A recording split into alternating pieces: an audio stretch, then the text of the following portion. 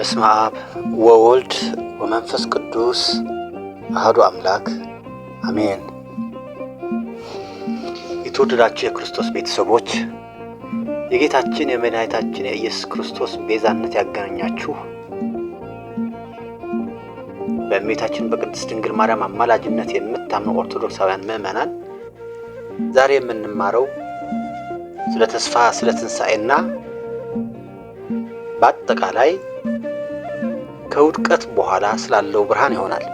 መውደቅ ማለት በኢኮኖሚ መውደቅ፣ በጤንነት መውደቅ፣ የተመኙት ስኬት ሳይደርስ መውደቅ፣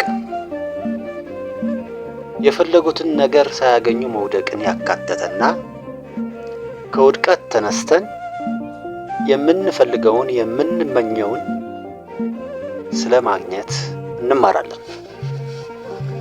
ለዚህ መነሻ የሚሆነን የመጽሐፍ ቅዱስ ቃል መጽሐፈ ምሳሌ ምዕራፍ 24 ቁጥር 16 ያለውን ነው።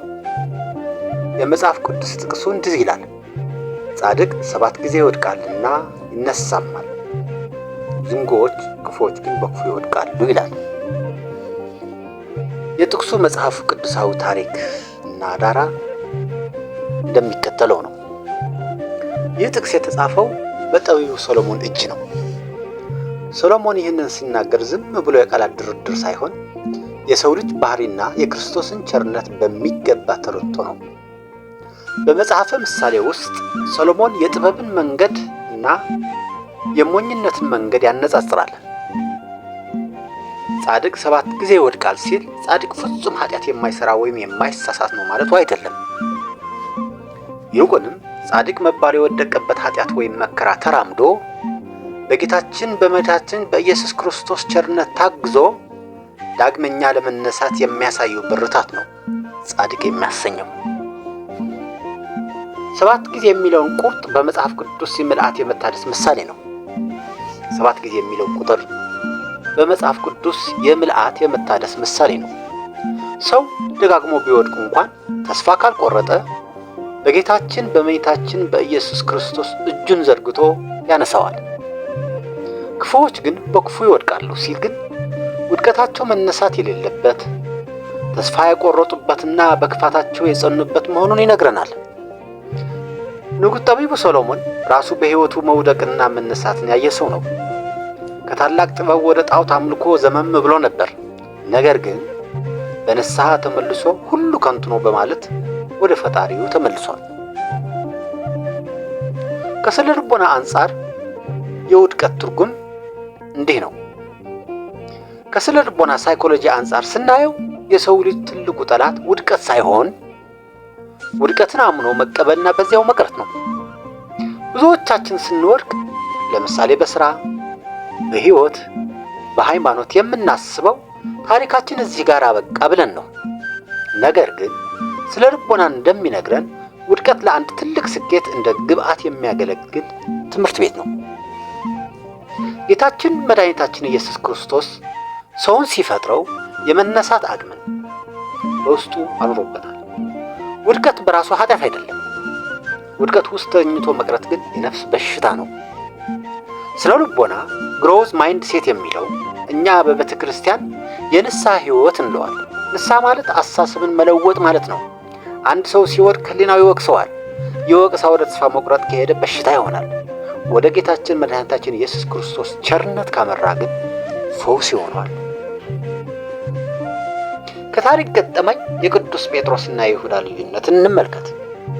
ከታሪክ እንደምንረዳው መውደቅ የሁሉ ሰው ዕጣ ነው። መነሳት ግን የምርጫ ጉዳይ ነው። የጌታችን የኢየሱስ ክርስቶስ ደቀ መዛሙርት የነበሩት የጴጥሮስና የይሁዳን ታሪክ እናንሳ። ቅዱስ ጴጥሮስ በጌታችን ፊት ቆሞ ሁሉ ቢክዱህን ያልክድህም ብሎ ነበር። ነገር ግን በፈተና ሰዓት 3 ጊዜ ካደው።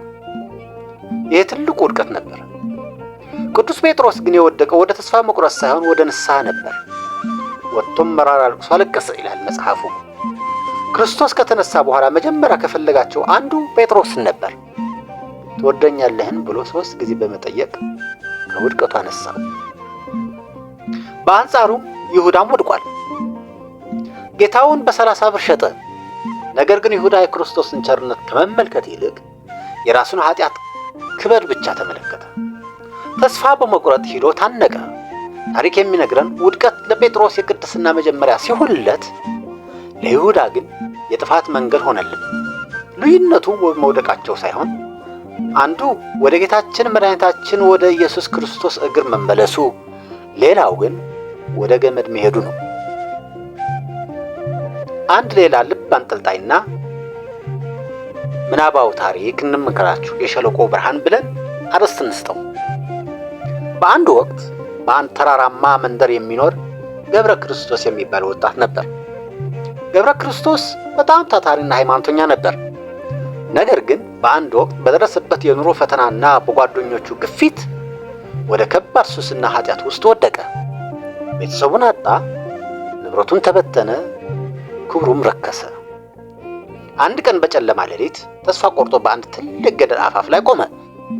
ሕይወቴ ትርጉም የላትም፣ ኢየሱስ ክርስቶስ እኔን አይፈልገኝም፣ እመቤታችንን ፊቷ አዝራብኛለች ብሎ አሰበ። ሊዘል ሲል ግን በልቡ ውስጥ አንዲት ትንሽ ድምፅ ሰማ። ገብረ ክርስቶስ ሆይ ለምን ትቸኩላለህ? ገና ሰባተኛው ውድቀትህ እኮ አይደለም የሚል ድምፅ ሰማ። ወደ ኋላ ተመለሰና በአቅራቢያው ወደ ነበረች አንዲት አሮጌ ቤተክርስቲያን ገባ። የቤተክርስቲያኑ በር ተዘግቷል። ነገር ግን ከመስኮቱ ቀዳዳ አንዲት ትንሽ የጧፍ ብርሃን ትታያለች። የጧፏ ብርሃን ሲያይ በዚያች ብርሃን አማካኝነት የእመቤታችን የቅድስት ድንግል ማርያም ስዕል ይታይ ነበር። ገብረ ክርስቶስ በስዕሉ ፊት ተንበረከከ። የዓለም እመቤት፣ የኃጢአተኞች መጠጊያ ልጅሽ ክርስቶስ ለምኝልኛልን ምርር ብሎ አለቀሰ። ይህ ምናባዊ ታሪክ ቢሆንም ብዙዎች ግን ያደርጉታል። በዚያች ሌሊት በሕልሙ እመቤታችን አያት። ሰማያዊ ልብስ ለብሳ እጇን ዘርግታ ተነስ ልጄ፣ የልጅ ክርስቶስ ቸርነት ካንተ ውድቀት ይበልጣል አለችው። ይህ ምናባዊ ታሪክ ቢሆንም እንደዚህ ግን ለብዙ ሰዎች ይገጥማል። ውድቀቱ ለሕይወቱ ትልቅ ትምህርት ሆነው። ምክንያቱም ከእንቅልፉ ሲነሳ አዲስ ሰው ሆኖ ነበርና። ከዚያ በኋላ የወደቁትን የሚያነሳ፣ ተስፋ ለቆረጡ ተስፋ የሚሆን ታላቅ አገልጋይ ሆነ። ይህ ምናባዊ ታሪክ የሁላችንም ታሪክ ነው። ሁላችንም በኃጢአት ገደል አፋፍ ቁመናል። ነገር ግን የእመቤታችን ምልጃና የክርስቶስ ቸርነት ሁልጊዜ ወደ ኋላ ይጎትተናል። መንፈሳዊ ትንታኔና የመውደቅ ምስጢር እንመልከት። ኦርቶዶክሳዊ ትምህርታችን እንደሚያስተምረን መውደቅ የመጨረሻ አይደለም። ጌታችን መድኃኒታችን ኢየሱስ ክርስቶስ ለሰው ልጅ ደህንነት ወደዚህ ዓለም የመጣው የወደቁትን ሊያነሳ ነው። ሕመምተኞች እንጂ ጤነኞች ባለመድኃኒት አያስፈልጋቸውም ብሏል። አንድ የክርስቶስ ቸርነት ክርስቶስ እንመልከት። ኢየሱስ ክርስቶስ ጌታችን መድኃኒታችን ኢየሱስ ክርስቶስ በመስቀል ላይ ሳለ እንኳን ጎኑን የተወጋውና ደሙን ያፈሰሰው ለወደቁት ነው። ወደ እግዚአብሔር ስንቃረብ በራሳችን ጽድቅ ሳይሆን በክርስቶስ ቸርነት ነው። በጌታችን መድኃኒታችን በጌታችን ነው። በወደቅን ጊዜ ሰይጣን የሚነግረን አሁንስ ብቅ አትልም፣ አሁንስ አትነሳም እያለ ነው።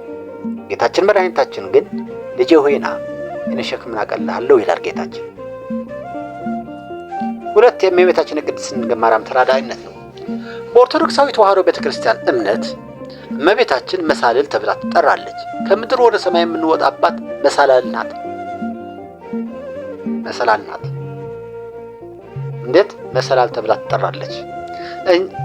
ለምን መሰላል ተብላ ትጠራለች የምንለው ነገር ከምድር ወደ ሰማይ የምንወጣባት መሳልል ስለሆነ ነው። እኛ በኃጢአት ጭቃ ውስጥ ስንወድቅ ወደ ልጇ ወደ ኢየሱስ ክርስቶስ ፊታችንን ማዞር ሲከብደን እሷን እናቴ ሆይ እርጅን እንላታለን።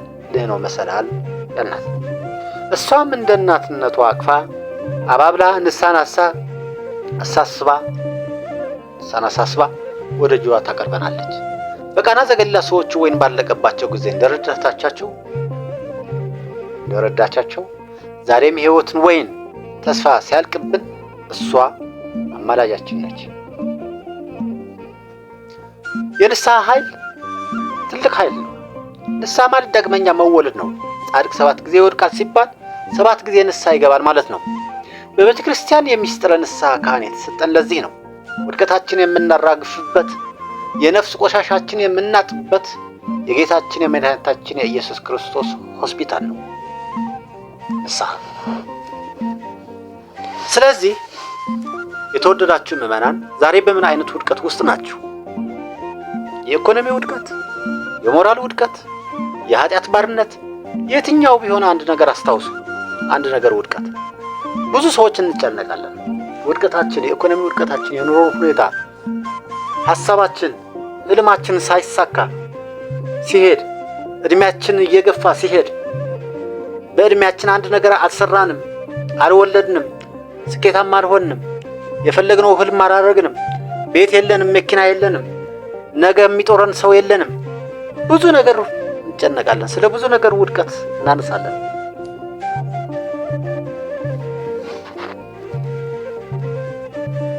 ዛሬ በምን አይነት ውድቀት ናችሁ የምላችሁም ለዛ ነው። አስታውሱ፣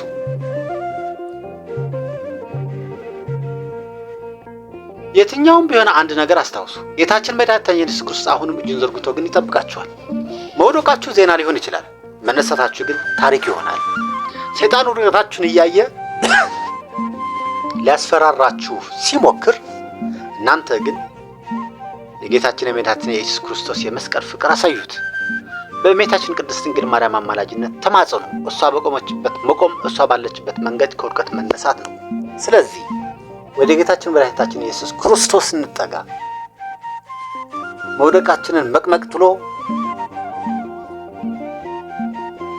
በእምነታችን ተረጋግተን የምንፈልገውን ደረጃ በአጭር ጊዜ እንድናካይ በእርሱ ፍቃድ፣ በጌታችን ፍቃድ ሁለመናችን ሁሉ ወደሱ እናሳርፍ። ፍጹም ተስፋ አትቁረጡ። ሰማይና ምድርን የፈጠረ ጌታ የእናንተ ሕይወት ዳግመኛ የመገንባት አቅም አለው። በሙሉ እስራትን ይፈታል። በሙሉ የሰይጣን ስራዎችን ይንዳል። ከማይታመን ውድቀት አለቃለት ከተባለ፣ ጊዜ የለውም ከተባለ መንጭቆ አውጥቶ ከሁሉም በላይ ከፍ የሚያደርግ ጌታችን መድኃኒታችን ኢየሱስ ክርስቶስ አለን። መታመንም በዚህ መሆን አለብን። በጌታችን መታመንም አለብን። ስለዚህ ሰማይና ምድርን የፈጠረ እናንተ ሕይወት ዳግመኛ የመገንባት አቅም አለው። ጻድቅ 7 ጊዜ ይወድቃል፣ በክርስቶስ ኃይል ግን 8ኛ ሆኖ ይነሳል። ስለዚህ በጸሎታችን መሀል ይህንን ነገር ብታካቱ በጣም መልካም ነው። እንደዚህ መውደቅ ወድቀናል። በተደጋጋሚ ውድቀት እያካሄድኩኝ ነው እስኪ ሰለቸኝ ድረስ፣ ተስፋ እስክቆርጥ ድረስ ብዙ ጊዜ ሞክራለሁ፣ ግን አንዱም አልተሳካም።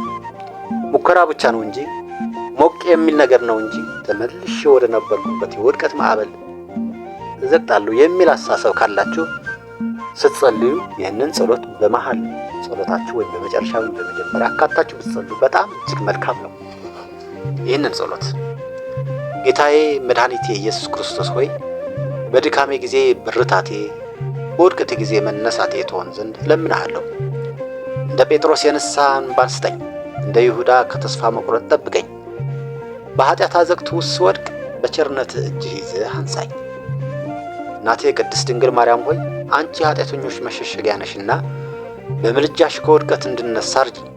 ልክ እንደ ቃና ዘገሊላ ወይን እኮ የላቸውም ብለሽ እንደመለሽንላቸው ዛሬም ለእኔ ልጄ ሆይ ተስፋ እኮ የለውም ንስሐ እኮ የለውም ብለሽ በልጅሽ ፊት ቁሚልኝ። ጌታ ሆይ በቅዱሳን መላእክት ጥበቃ፣ በጻድቃንና በሰማዕት ጸሎት ከክፉ ውድቀት ጠብቀህ ለመንግሥት ሰማያት አብቃኝ። አሜን። ወስብሐት ለእግዚአብሔር ወለወላዲቱ ድንግል ወለመስቀሉ ክቡር። ይቆየን። አሜን። የተወደዳችሁ ቤተሰቦች ስለ ድምፅ ጥራት፣ ስለ አንዳንድ ግድፈቶች፣ ስለ አጠቃላይ የምስል ቅንብር ያለውን ጎደሎነት ሳይሆን የመልእክቱን በጣም አስፈላጊነት፣ የመንፈሳዊነትን ሕይወት በውስጡ እንዲዘራ ተጠቆሙበት። ይህንን መልእክት የላኩልኝ ጸሐፊያን ሰባኪያንም ከልብ አመሰግናቸዋለሁ። እኔ ጽፌው አይደለም፣ እኔ እውቀቱም የለኝም። እኔም በሃይማኖት በኩል ስገመገም በጣም ሰነፍ ነኝ፣ ሃይማኖተኛ አይደለሁም። በራሴ መንገድ መሄድ ነው። እንዲያውም ነገም ትክክል አይደለም ይሄ እንደዚህ ያለ ምንድነው ሰመረ እዚህ ላይ የሚገኘው ልትሉ ትችላላችሁና እባካችሁ መልእክቱን ግን በደንብ ይዘቱን አዳምጣችሁ ከህይወታችሁ ጋር እናንተ አሰላስሉት። በእኔ ህይወት፣ በእኔ አይን፣ በእኔ አመለካከት አትመልከቱት። ይህንን አጽፈው አዘጋጅተው ለሰጡን ግን በእኔ ስም አመስግኑልኝ። እግዚአብሔርም እንዲረዳቸው ሁሌ ድጋፋችሁን እንድትሰጡ በጸሎታችሁ እንድታስቡ አሳስባችኋለሁ። በሚቀጥለው በሌላ ስብከት እስክንገናኝ ቸር ይግጠመን። ቻው ቻው።